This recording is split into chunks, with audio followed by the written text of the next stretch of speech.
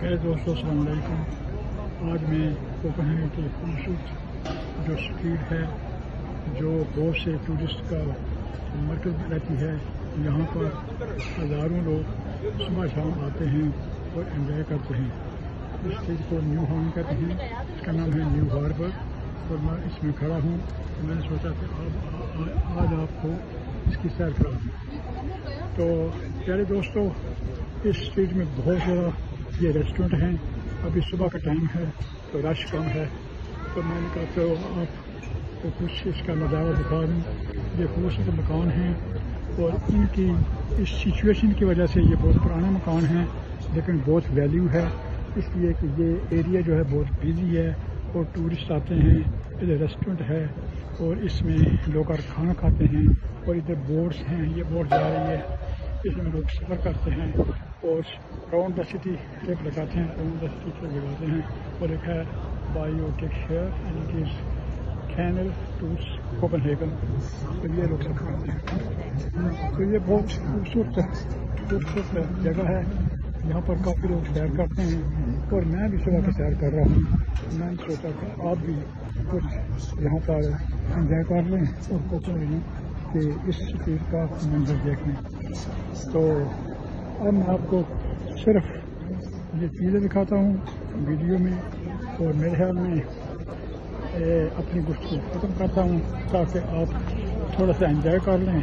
और अब सुबह का टाइम है, 20 डिग्री टेम्परेचर है और अभी भी जो है ना वो सूरज निकला है। पहले तो बादल थे, अब ये सूरज निकला है और बहुत मौसम एंजॉयबल हो गया है। ये देखो सब टूरिस्ट आ रहे हैं और सैर कर रहे हैं, कितने लोग हैं। अभी सुबह टाइम 10 बजे हैं, तो जब पूरा दिन होगा तो इसमें तो बहुत रौनक होती है। खासकर 12 बजे के बाद तो यहाँ पर चलने फिरने का मौका भी नहीं होता है। ये देखो ये बोट्स हैं, ये इनकी फिशिंग बोट्स हैं, ये रेस्टोरेंट है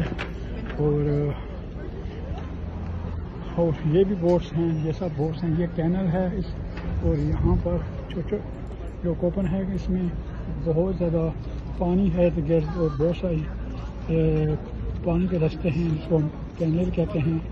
तो तकरीबन इसमें 2/3 पानी है, ज़्यादा पानी है और हर मोहल्ले में हर गली में ये है और इनकी खूबसूरती पानी की वजह से है। तो यहाँ पर लोग जो एंजॉय करते हैं, बल्कि इनमें जो मकानात हैं उनके सामने इन्होंने स्विमिंग करने के लिए जगह बनाई होती है कि अपने मकान से नीचे स्विमिंग करते हैं। तो स्विमिंग इनका बहुत बड़ा मशगला है और इनके अपने बोट्स हैं, ये समुद्र में ऐसे चलते हैं जाते हैं जैसे हम ज़मीन पर सफ़र करते हैं, क्योंकि हमारे इलाके में तो समुद्र नहीं है, लेकिन यहाँ पर बहुत ज़्यादा समुद्र है। और ये हर आदमी, चाहे बच्चा हो, औरत हो, बूढ़ा हो, जवान हो, सब ये तैरना जानते हैं। तो मैंने तो अभी तक तैरना नहीं सीखा है। तो इन मुल्कों में इनका ज़्यादा टाइम जो समुद्र के पास ही गुजरता है, तो इनके लिए तैरना बहुत ज़रूरी होता है। तो ये तैरते हैं, तो कई तो बहुत